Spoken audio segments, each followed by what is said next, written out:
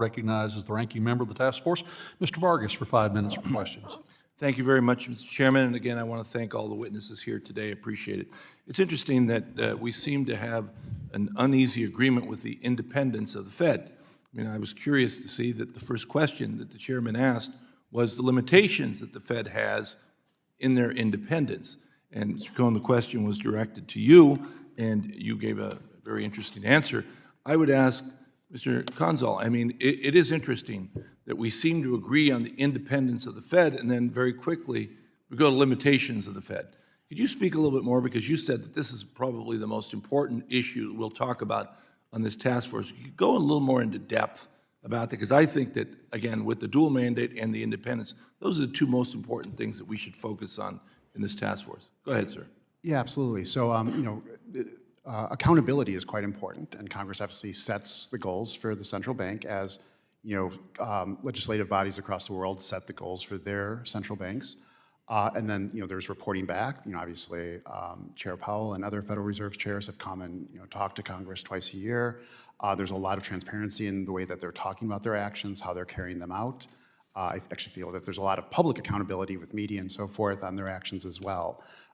What I would worry about is executive control of their day-to-day functions, excessive control about the way in which they're conducting, in the way that they are prioritizing and balancing their different priorities in ways that reflect short-term political gains but may have long-term economic costs.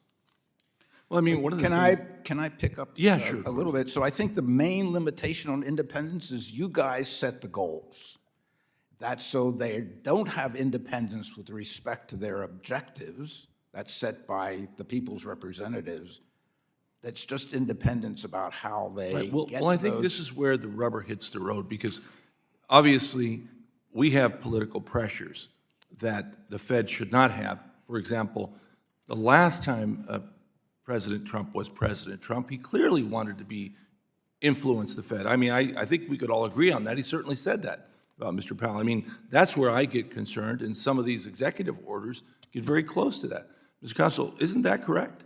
Yeah, absolutely. And the executive orders as currently stated, and obviously everyone's trying to figure out what's going to actually happen, but to the extent they can politicize the Federal Reserve functions of financial regulatory policy, many other things, I find that there's no way to have a strict wall and separation between the monetary policy and the regulatory policy.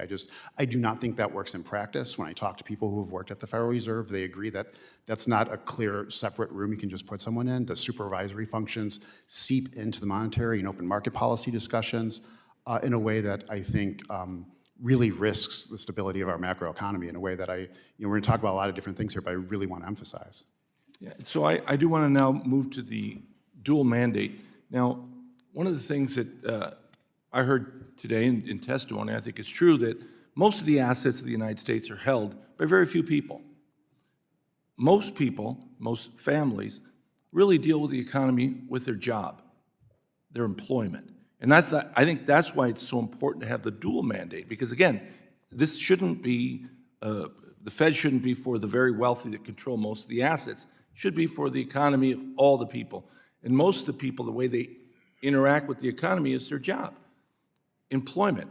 Could you comment a little bit about that? Yeah, what I'd emphasize, and obviously we're going to talk about the 5-year review, there's many different central banks among peer and developed countries that have many different ways of trying to implement their policies. And so all of them saw the same inflation we saw. So the ECB is a very austere central bank. It has just a price stability mandate.